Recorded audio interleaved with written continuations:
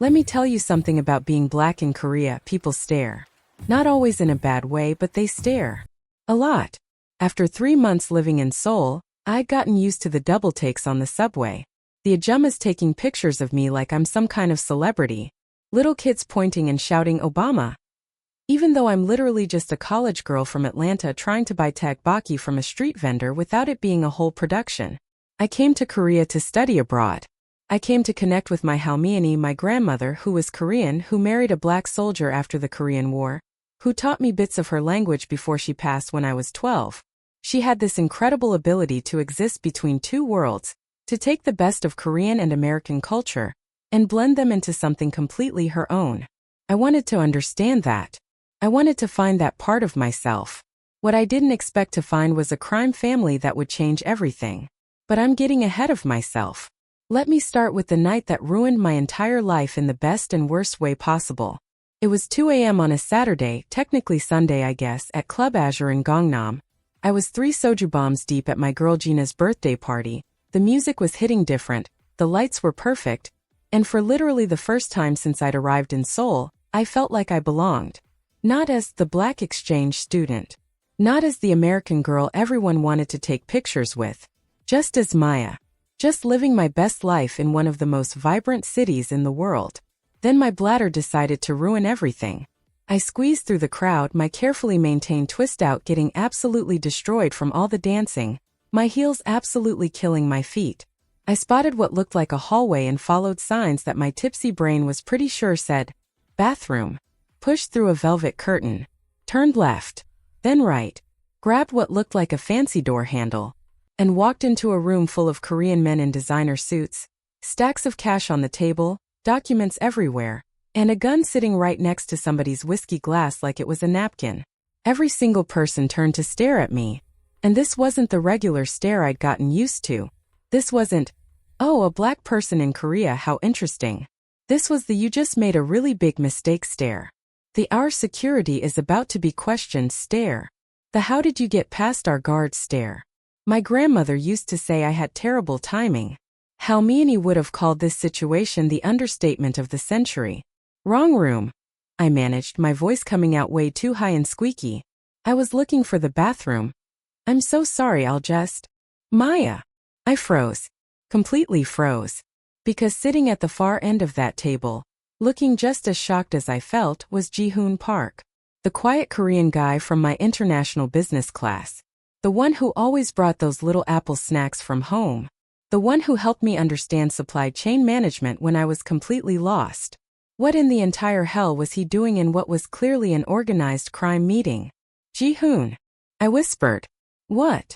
The older man at the head of the table, silver hair, expensive watch, the kind of face that had seen things that would give most people nightmares, said something sharp in Korean. 2 massive bodyguards appeared from absolutely nowhere and blocked the door behind me. That's when I knew for certain. I wasn't walking out of this room. Not today. Maybe not ever. And honestly, this was the most Atlanta thing that could happen to me. You leave home to study abroad, experience different cultures, expand your horizons, find yourself in a new country, and somehow you still end up in the wrong place at the wrong time. My mama was going to kill me if these men didn't first. The older man studied me like I was a problem that needed solving. His eyes were cold, calculating, intelligent. This was somebody who made hard decisions for a living. Somebody used to people following his orders without question. You are American, he said. His English was perfect but heavily accented. The kind of English that comes from living in multiple countries. Yes, sir. I don't know why I said sir. My mama raised me to be respectful, but this felt like genuinely the wrong moment for manners. I'm from Atlanta, Georgia.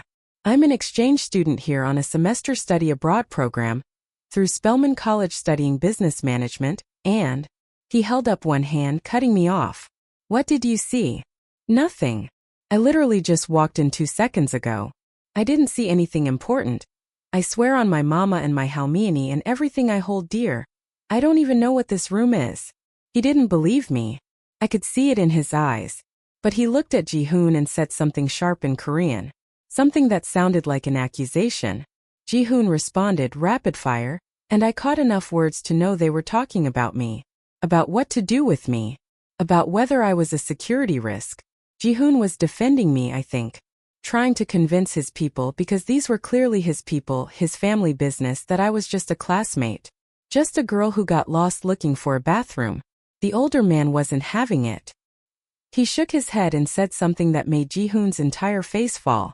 "Uncle, please," Ji-hoon said, switching to English. His voice was desperate. "She's just a student. She doesn't know anything about our business. We can let her go.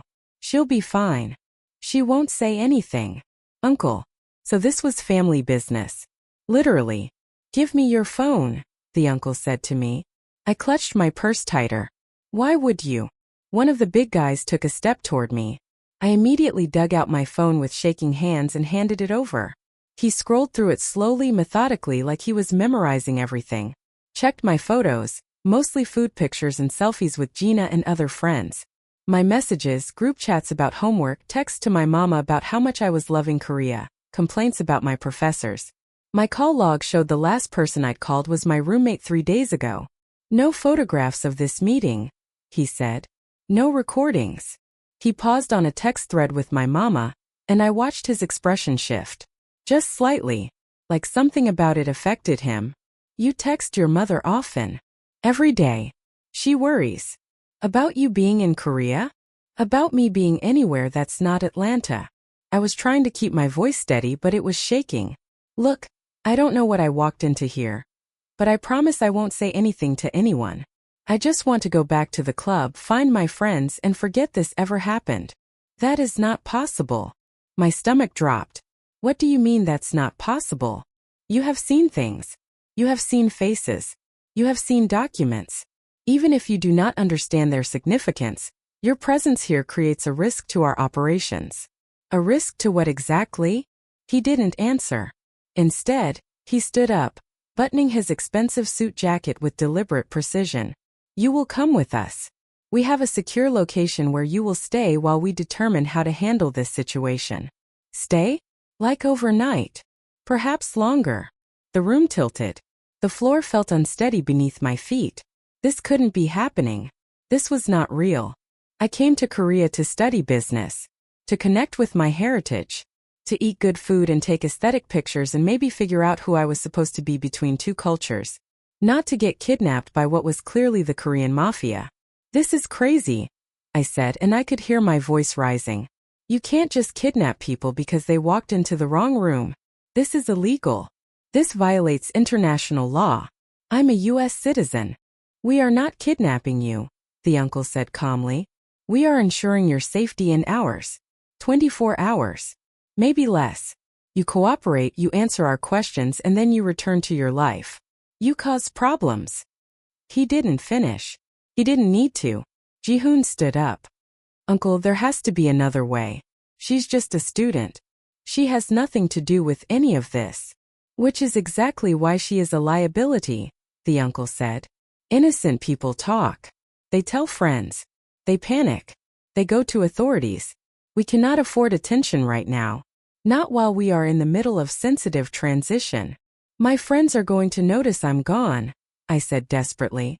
"They're going to call the police, they're going to contact the embassy. Your friends are drunk and distracted. You will send them a message saying you felt sick and took a taxi back to your dorm. They will not question it." He handed me my phone back. One of the big guys stood right behind me, reading over my shoulder as I typed with shaking fingers. My hands were literally shaking so badly I had to retype the message twice. Asterisk feels super sick. Took a taxi back to dorm. Don't worry about me. Have fun. Asterisk. I hit send. Watched it deliver to Gina's number. And just like that, my safety net disappeared. Good, the uncle said. Now we go. One of the men grabbed my arm, not rough but firm enough that I understood there was no negotiation happening, and guided me toward a back exit I hadn't even known existed. Ji-hoon followed, looking absolutely miserable but not stopping any of this. As they led me down a dark hallway, I caught my reflection in a mirror on the wall. My twist out was frizzy from dancing. My makeup was smudged. I was still wearing my club outfit, a cute black romper and heels that I definitely couldn't run in. I looked exactly like what I was. A 20-year-old black girl who was in way over her head in a situation she didn't understand. My Halmini used to tell me stories about surviving the Korean War, about being strong when everything fell apart, about making it through impossible situations, about the power of keeping your mind sharp when your circumstances were terrifying. I always thought those were just stories, history, things that happened to other people in other times. Turned out I was about to learn what survival really meant. The car was a black Mercedes with leather seats that probably cost more than my entire tuition at Spelman. I sat in the back between two silent bodyguards, both of them built like they could bench press me without breaking a sweat. Ji-hoon sat up front, stealing glances at me in the side mirror like he was trying to apologize with his eyes. Seoul blurred past the windows, neon signs, late-night food carts, people stumbling home from karaoke. Normal people living normal lives. Meanwhile, I was being driven to God knows where by the Korean Mafia. The universe really had a sense of humor. We pulled into an underground garage of a building so fancy it probably had its own zip code. The elevator needed a key card and took us straight to the top floor without stopping. When the doors opened, I stepped into a penthouse that looked like it had been designed by someone who understood luxury, but didn't understand restraint. Floor-to-ceiling windows overlooking all of Seoul. Furniture that looked like modern art. A kitchen with appliances I couldn't even name. Everything was sleek and expensive and absolutely not where I thought I'd be spending my night. "You stay here," one of the bodyguards said in rough English. "Don't try to leave. Don't touch windows. Don't call anyone. Understand?"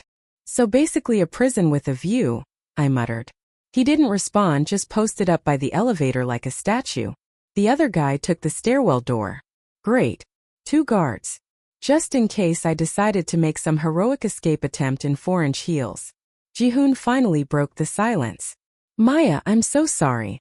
Are you serious right now?" I spun on him. "You sit in the 3rd row of international business. You bring Apple snacks. You helped me with the supply chain assignment last week. And now you're telling me you're part of the Korean Mafia. It's not, it's complicated. Then uncomplicate it for me." "I can't. Can't or won't.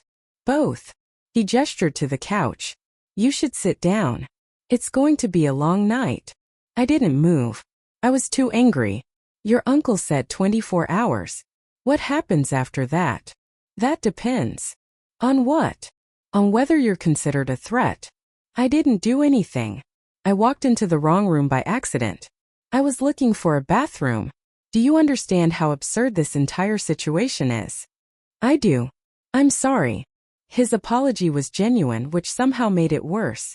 I sank onto the couch, and suddenly everything hit me at once. The fear. The exhaustion. The sheer impossibility of this situation. I was supposed to be at a club celebrating my friend's birthday. Instead, I was a hostage. "I need to call my mama," I said quietly. "You can't. She's going to worry. She texts me every single day. If I don't respond." "Maya." Ji-hoon sat across from me. "If you call your mother, what are you going to tell her? That you've been kidnapped by a Korean crime family? She'll call the embassy. The embassy will call the police. Everything gets complicated. For everyone. Including you. So I'm just supposed to disappear and hope nobody notices?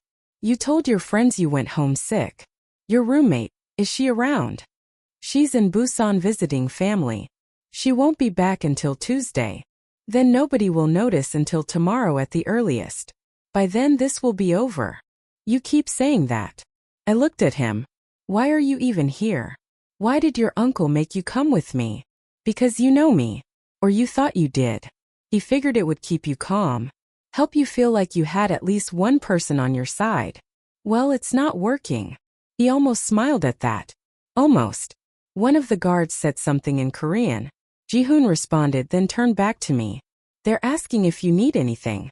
Food. Water. I need to go home. Besides that." Part of me wanted to refuse everything on principle. But I was also exhausted, coming down from the adrenaline and alcohol, and my throat was dry as hell. "Water," I admitted. And, "Yeah, okay. Food." Within 15 minutes, someone delivered bottles of water and a whole spread. Korean fried chicken, tteokbokki, kimbap, japchae. Despite everything, my stomach growled. I hadn't eaten since before the club. And the smell was impossible to resist. They're trying to keep you comfortable, Ji-hoon said. That's a good sign. Or they're fattening me up before the sacrifice. That's not funny. Humor is how I cope with being kidnapped. I picked at the fried chicken. It was good, crispy, perfectly seasoned, exactly what I needed.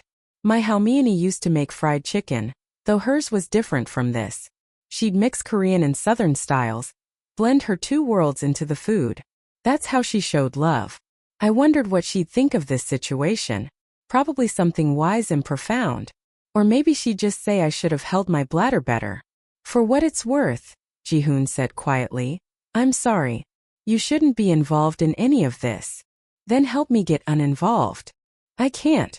Not without putting both of us in danger. From your uncle? From a lot of people. He leaned forward.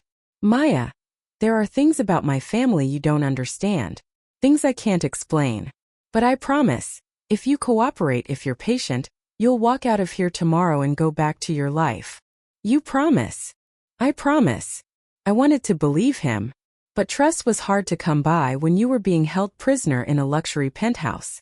Around 5 a.m., after I'd managed a few hours of uneasy sleep on that expensive couch, Choi Dae-young arrived with his men. He looked like he hadn't slept at all. He looked like someone carrying the weight of difficult decisions.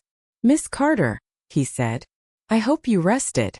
As well as anyone can when they're being held hostage, I said, sitting up and trying to fix my hair. It was a lost cause. You are direct. I appreciate this. He sat down across from me. I have questions. You will answer honestly. Understand. Do I have a choice? No. At least he was honest about it. He questioned me for what felt like hours. Where was I from? How long had I been in Korea? What was my major? Who were my friends? Did I have any connections to law enforcement or journalism? I answered everything truthfully because what was the point of lying? They'd probably already looked up my entire life story anyway. He asked about my grandmother, how much I knew about Korea, about the war, about my family history. Those questions caught me off guard. They felt personal in a way the others didn't. Finally, he asked, what do you know about the Hwang family? The who? I honestly had no idea what he was talking about. The Hwang family, Korean organization, based in Busan, expanding into Seoul. I don't know anything about them. Should I? He exchanged glances with his men. Something passed between them, relief maybe. No. That is good. Relief flooded through me. So I can go? Soon. But first, I need you to understand something. He moved to the windows, looking out at Seoul as it woke up. 20 years ago, my family was involved in less legitimate business. Gambling, protection rackets, other activities I will not detail.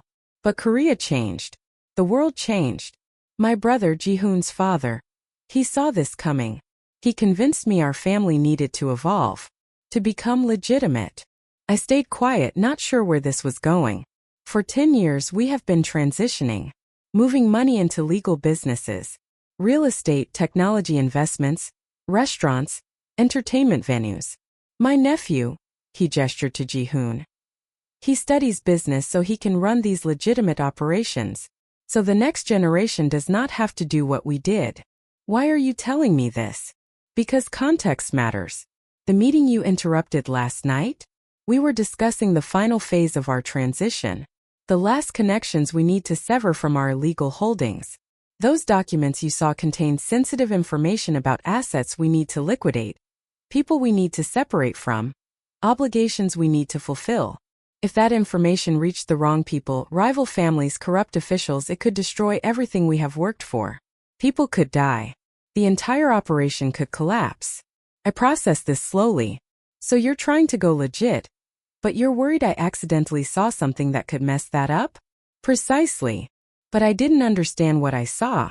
I don't even remember most of it. And I have zero interest in Korean crime politics. I believe you. But in this business, belief is not enough. I needed to verify. He moved toward the elevator. You will stay here a few more hours while we confirm certain details. Then you are free to go. You will not speak of this to anyone. You will not mention my family, this location, anything you saw. In exchange, you complete your semester safely and return home to America. Do we have an agreement? Do I actually have a choice? No. But I am asking anyway because how you answer determines how we proceed. Because I believe that even in situations where power is unbalanced, we can choose to be civilized. I thought about it. Really thought about it. I could refuse, be difficult, demand my rights. But that might make them think I was a bigger risk than I actually was. Or I could agree, go back to my life and try to forget this nightmare ever happened. Fine, I said. We have an agreement. I won't say anything. I just want to finish my semester and go home. Choi Dae-young nodded. Wise choice, Miss Carter. Your grandmother would be proud. That generation understood survival. The elevator closed. I turned to Ji-hoon. Is it really almost over? Yeah, just a few more hours. I promise. But something in my gut, the same instinct my mama always told me to trust, said this wasn't over. That things were about to get a lot more complicated. Turned out my gut was right. I tried to sleep but couldn't. Every time I closed my eyes, I saw that gun on the table. Heard Choi Dae-young saying people could die. My anxiety, which I'd managed pretty well during this nightmare so far, was starting to catch up with me. Around 8 a.m., after I'd given up on sleep and was just staring out at Seoul as it went about its normal day, Ji-hoon's phone rang. He answered it, and I watched his entire face change. Fear. Real genuine fear. He said something rapid in Korean, argued, his voice getting louder. He looked at me, and I could see him make a decision about something. Then he hung up and just stood there for a second, like he was trying to figure out how to tell me something terrible. What happened? I asked, already knowing I wasn't going to like the answer. We have a problem. What kind of problem? The Hwang family saw you being brought here last night. They have eyes in this building, or they did, and they reported it to their leadership. Now they think. He ran both hands through his hair. They think you're important. Connected to our family's business. They're trying to figure out what your connection is. My stomach dropped. But I'm not. They don't know that. All they know is that Choi Dae-young personally brought a young black American woman to one of our safe houses in the middle of the night and posted guards. To them, that means you're either family, a business partner, or what? Leverage. They think you're leverage they can use against us. I sat down hard on the couch. You've got to be kidding me. I wish I was. Ji-hoon started pacing. This is bad. The Hwangs have been looking for any weakness they can exploit. They want to keep us in the illegal game, so they can maintain control over Seoul's underground market. If they think you're important to us, they'll come after me to get to you. Yes. But you're letting me go in a few hours anyway. I'll be back at my dorm, completely unconnected to all this. It doesn't matter anymore. They've already identified you. They probably have your photo by now. They have people watching this building. The moment you leave here, they'll follow you. And when they realize you're actually nobody, that you have no protection, no value to us. What? What happens then? He couldn't finish the sentence. He didn't need to. I understood what he wasn't saying. So what now? I asked, my voice shaking. I'm stuck here forever? I'm a prisoner indefinitely. I don't know. I need to talk to my uncle, figure out. The elevator dinged. We both turned. The doors opened and Choi Dae-young emerged, moving faster than I'd seen him move before. More men followed him, all of them armed now. His expression was serious in a way that made my blood go cold. We are relocating, he announced. Immediately. Pack what you have, Miss Carter. Where? Ji-hoon asked. The compound. It is more secure. The Hwangs made their move sooner than we anticipated. He looked at me, and for the first time I saw genuine regret in his eyes. Miss Carter, I apologize. This situation has become more complicated than I intended. What does that mean for me? My voice was smaller than I wanted it to be. It means you cannot go home yet. Not until we resolve this situation with the Hwangs. If we release you now, they will take you. And what they will do to you, to extract information to use you against my family. He shook his head. I cannot allow that. You are now under our protection. For how long? I do not know. Days? Weeks? Months? Miss Carter, I truly do not know. These situations are unpredictable. I stood up, anger cutting through my fear. This is insane. This is absolutely insane. You kidnapped me because I walked into the wrong bathroom. And now I'm stuck in the middle of some gang war I don't even understand. No. No. Let me go. I'll take my chances with the Huangs. You will die, Choi Dae-young said flatly. Or worse. The Huangs do not negotiate. They do not show mercy. They will hurt you in ways you cannot imagine to prove a point. They will film it and send it to me as a message. That is who they are. So I will say this once. You will come with us to the compound. You will stay there until this is resolved. And you will trust that keeping you alive is in everyone's best interest. Especially yours. I looked at Ji-hoon desperately, hoping he'd contradict his uncle. Tell me this was all exaggeration. That things weren't really that bad. He just looked at the floor. We leave in 5 minutes, Choi Dae-young said. Gather what you need. What I needed was my normal life back. But that clearly wasn't an option anymore. So I grabbed my purse, checked my phone, no new messages from Gina, which was a small mercy, and prepared to be taken to a crime family compound. 24 hours, they'd said. I was starting to think I'd never see my dorm room again. The family compound was not what I expected. I'd pictured something out of a mob movie, high walls, barbed wire, maybe some guard towers. Instead, we pulled up to what looked like a traditional Korean estate that had been modernized with incredible taste.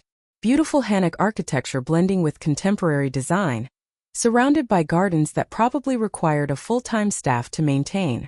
From the outside, it looked like something out of a tourism brochure. From the inside, it was absolutely a fortress. We entered through an underground garage because of course there was an underground garage. Security cameras everywhere. Armed guards at every checkpoint. This wasn't just a house. This was a stronghold. A base of operations. A place built to withstand both external threats and internal chaos. The interior was beautiful though. Traditional Korean art on the walls, modern furniture mixed with antiques, family photos everywhere. It felt lived in. Real. This was a home, not just a criminal headquarters. A Korean woman in her 50s came out of a hallway, saw me, and immediately started rapid-fire questioning Choi Dae-young in Korean. I caught the word girl, and something that definitely sounded like hostage. Great. Even his wife knew I was basically a prisoner. Choi Dae-young responded calmly, gesturing at me. The woman, his wife I assumed, looked me up and down. Her expression softened slightly, and she approached me. You are the American girl, she said in English. Maya. Yes, ma'am. I am Mrs. Choi. You will stay in the East Wing 2nd floor. You will be comfortable there. She studied my hair, my smudged makeup, my club outfit. You need clothes. Shower. Food. Have you eaten? The question was so normal, so motherly that I almost laughed. Ah yes. Earlier. Not enough. You are too thin. I will have food sent to your room. She turned to a younger woman hovering nearby and gave rapid instructions in Korean. Then back to me. You follow the rules here. Stay in designated areas. Do not try to leave. Do not contact people outside. You understand? Yes, ma'am. She nodded, seeming satisfied, then returned to her husband. They spoke in lower voices, and I caught enough to know she wasn't happy about my presence but had resigned herself to it. This was family business. This was how things were. Ji-hoon appeared at my elbow. Come on. I'll show you your room. We walked through hallways that felt like a maze. I passed other family members, young and old, all of them stopping to stare at me. Some looked curious. Some looked suspicious. One little kid pointed at me and said something in Korean that made his mother shush him quickly. Being black in Korea, I was used to stares. But this was different. These people weren't staring because of my skin color. They were staring because I was an outsider in their private world. An accident. Complication. Ji-hoon led me to a room in the East Wing. It was spacious and beautiful, traditional Korean furnishings mixed with modern amenities. A comfortable bed with clean linens. A desk by the window. A bathroom that looked bigger than my dorm room back at Spelman. A very nice prison cell. You'll stay here, Ji-hoon said. My cousin Mina, she's about your size. Mom already told her to bring you clothes. If you need anything, there's a phone on the desk. Press 9 and someone will come. Ji-hoon. He paused in the doorway. How long am I going to be here? I don't know. That's not good enough. I have classes. I have a presentation next week. I have friends who are going to notice I'm not around. My mama texts me every single day. And if I don't respond, she will lose her entire mind. We'll handle it. How? He sighed, leaning against the doorframe. You're going to tell your professors you have the flu. We'll get a doctor's note if necessary. Your friends, you'll text them occasionally. Tell them you're recovering but don't want visitors. Your mom. Don't even play with me about my mama. You'll text her. Tell her you're fine. You caught a bug but you're resting. Send her a picture of you looking sick but okay. She'll want to FaceTime occasionally, and you'll do that from this room. You keep it brief. You convince her you're fine. Maya, I know this is hard, but if your mother calls the embassy and they start investigating, this situation gets exponentially worse. For everyone. Including you. I wanted to argue. Wanted to scream. Wanted to break something. But he was right and that made it worse. After I showered and changed into borrowed clothes that Mina brought, I was summoned to dinner. The dining room was traditional Korean style. Low table, floor cushions, enough food to feed a small army. There were at least 15 people gathered. All of them stopped talking when I walked in. Mrs. Choi gestured to an empty cushion. Sit. You must be hungry. I sat down carefully, very aware that everyone was staring. Ji-hoon was across the table, giving me an encouraging nod. Mina was next to him, looking excited. At the head of the table sat the oldest woman I'd ever seen in person. Tiny, wrinkled, sharp-eyed, radiating authority. This had to be the grandmother Mina had warned me about. When everyone was settled, Choi Dae-young spoke in Korean, then switched to English. This is Maya Carter. She is our guest for a while. She will be treated with respect and courtesy. Anyone who has a problem with this can speak to me directly. The room stayed quiet. The grandmother spoke, her voice surprisingly strong. She said something in Korean, and everyone looked at me expectantly. She's asking about your grandmother, Mrs. Choi translated. She wants to know where she was from. Busan, I said in Korean, then switched to English because I didn't trust my vocabulary. She was born in Busan. Lost her family during the Korean War. Met my grandfather, he was an American soldier, at a relief station in 1952. The grandmother nodded, said something else. She says your grandmother was brave, Mrs. Choi translated. Marrying a foreigner back then. It was not easy. She must have loved him very much. She did, I said. They were married for 50 years. Until he passed. The grandmother spoke again, longer this time, and I caught more of it. Something about war survival, doing what you must. She says women like your grandmother, who survived the war and built new lives in foreign countries, they had iron spines, Mrs. Choi said. She respects that. The grandmother looked directly at me and said in slow, careful English, you have her blood. Be strong. I didn't know what to say to that, so I just nodded. Then the grandmother clapped her hands, said something that made everyone relax, and suddenly the table came alive. Food was passed around: bulgogi, japchae, kimchi, rice, soups, banchan of every variety. People started talking, laughing, arguing in that comfortable way families do. It felt surreal. I was sitting in a crime family's compound, eating dinner with people who were technically holding me hostage, and somehow it felt almost normal. After dinner, as people dispersed, the grandmother gestured for me to come closer. I approached carefully, not sure what to expect. She patted the cushion next to her, and I sat. She studied my face for a long moment, then spoke in slow Korean, using simple words I could understand. She told me about the war, about losing everything, about being young and scared and angry at the world, about meeting her husband, Choi Dae-young's grandfather, and choosing to survive, choosing to build something new from the ashes. Your halmeani, she said in English, then switched back to Korean. She chose to survive too. Chose love over hate. Chose future over past. This is the Korean way. This is the strong way. Then she switched fully to English, her accent thick but her words clear. You are here because of bad luck. But maybe also good luck. You see our family. You understand we are people, not monsters.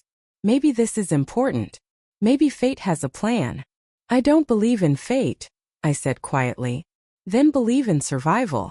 Your halmeani did. She would want you to be smart. Be strong. Wait for the right moment. She patted my hand. You have her blood. You will know when the time comes. The first week at the compound passed in a strange blur. I fell into a routine. Breakfast with Mrs. Choi, who insisted on making sure I ate enough. Classes attended via video call, where I pretended to have the flu. Text to my mama with strategic pictures of me looking sick but okay. Dinner with the family, where I gradually stopped being the hostage and started being Maya, the American girl who studies business. By the second week, I was genuinely confused about my own situation. Was I a prisoner? A guest? Something in between? The compound had a library, a gym, a kitchen where I was allowed to cook, supervise but not guarded. Mina became my closest friend. She was studying fashion design and had opinions about everything. We'd stay up late talking about our dreams, our families, the impossible situations we found ourselves in. Through her, I learned the truth about Choi Dae-young's transition. He really was trying to go legitimate. The family-owned restaurants, real estate, technology startups. They were genuinely moving away from illegal operations. But the transition was complicated. There were obligations. People owed them money. Territories that needed to be surrendered. And the Huang family was moving into that vacuum, using violence to establish control. My uncle is actually a good person, Mina told me one night. I know that sounds crazy. He's in organized crime. But he's good. He's trapped by circumstances and history. His father was involved. His grandfather was involved. He tried to get out but the family needed him. And now he's trying to get us out before we're trapped the same way. What about you? I asked. Do you feel trapped? Sometimes. But I'm going to study design and move to Paris or Milan or somewhere far away from all this. Uncle Dae-young says I can. He wants that for me. He wants all of us to have choices. Meanwhile, the situation with the Huangs was escalating. I could see it in the tension in the compound. More guards. More armed men. Whispered conversations that stopped when I entered a room. 3 weeks into my stay, everything changed. Ji-hoon came to my room late at night. We need to talk. In private. He took me to a part of the compound I hadn't been to before. A library with soundproofed walls. I've been authorized to tell you something, he said. The family meeting. The one you saw. We have an opportunity to make a move that could change everything. What kind of move? The Huang family's leadership is meeting with some foreign investors. They're consolidating operations, moving money, preparing to expand. If we had information about their accounts, their operations, their connections. He paused. We could move against them. Expose them to authorities in a way that protects us. You want me to help, I said. It wasn't a question. Not directly. But there's a cultural event at the National Museum of Korea next week. A charity gala. The Huangs are attending. You could go. You could be at an event the family is attending. People would see that we trust you. They'd see that you're not isolated. They'd stop thinking of you as leverage. And in exchange? In exchange, you go to that event, you act like everything is normal. And the family uses that opportunity to make a move against the Huangs. Once the Huangs are neutralized as a threat, you're free to leave. No more restrictions. You finish your semester normally. You go back to Atlanta. You live your life. It took me a minute to process what he was really asking. You want me to help you set up your rival family? I want you to help yourself. You're stuck here because of a power struggle. This is how we end that power struggle. How long? 1 week. 1 event. Then it's over. I thought about it. I thought about my mama, who texted me every day and would worry herself to death if she knew the truth. I thought about my friends who were starting to worry that I wasn't coming back. I thought about my classes, my future, my life. And I thought about my Halmiani, who had survived the Korean War. Who had learned to navigate 2 worlds. Who would tell me to be smart about this. I need to see your uncle, I said. The gala was incredible. I wore a traditional hanbok, a formal Korean dress, that Mrs. Choi had tailored for me. It was deep blue with silver embroidery, and I felt powerful in it. Like I was honoring my Halmiani by wearing it. Choi Dae-young arrived with me. He introduced me to people as a friend of the family studying in Korea. Nobody questioned it. To the casual observer, I was exactly what I appeared to be. a young woman of mixed heritage, connected to an important Korean family, attending a cultural event. The Hwang family was there. I recognized their leader, Kim Young-soo, from the documents I glimpsed in that first meeting. He was talking with international investors, showing off. Confident. Powerful. Not knowing that his operation was about to be exposed. While I circulated at the gala, staying visible and safe, the Choi family made their move. They contacted officials they'd cultivated relationships with over years of transitioning to legitimate business. They provided carefully documented evidence of the Hwang's illegal operations. They did it all through legal channels.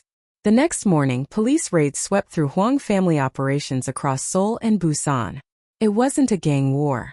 It was a professional takedown. Smart. Clean. Devastating. And it worked because it was legal. Because Choi Dae-young had positioned his family as the side trying to go legitimate. Because the authorities appreciated someone helping them dismantle criminal operations. 3 days later, Ji-hoon came to get me. "You're free," he said. "You can go back to your dorm. Finish your semester normally. Your friends think you've been recovering from the flu. Your mama thinks you're fine.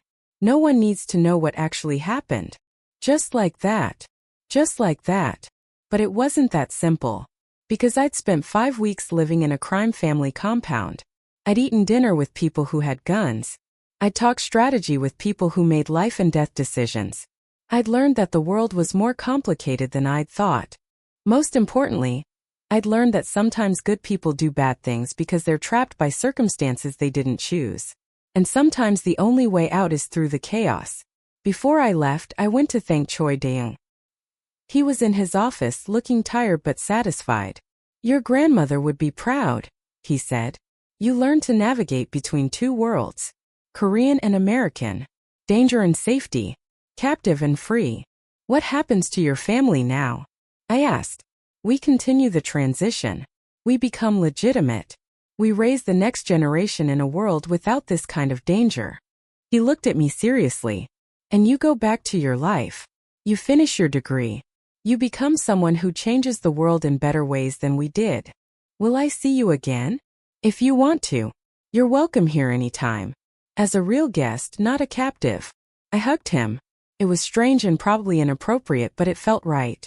Then I went back to my dorm and tried to figure out how to be a normal exchange student again. I finished my semester. Got good grades on all my assignments, including that presentation I'd been worried about. My professors never knew I'd been gone for most of it. My mama came to visit for my final week. I took her through Seoul, showed her the places my halmeen이 had told me about.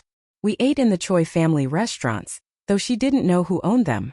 I connected with her in a way I never had before. Understanding now the complexity of her own journey as an Afro-Korean woman trying to raise a black daughter while honoring her Korean heritage. Before I left Korea, I went back to the compound one last time. Not as a captive. As a guest. Mina had designed a beautiful jacket for me. A modern hanbok-inspired piece that blended Korean and Western aesthetics. It was her gift to me. A symbol that you could exist between two worlds without losing yourself. The grandmother held my hand and told me in Korean that I had her strength. That I would do important things. That I should never forget where I came from, or the people who loved me. And then I went back to Atlanta. I'm still processing what happened. I'm still not sure if I should tell anyone the truth. Sometimes I think about going to the authorities. Sometimes I think about the ethical complexity of what I did. But mostly I think about my halmeen이, and how she survived things I can't even imagine, and how that same strength somehow got passed down to me. I go back to Seoul now twice a year. I have dinner with the Choi family. I check in on Mina. I watch as their businesses grow and become more legitimate. I watch as Ji-hoon becomes a real businessman, not just a front.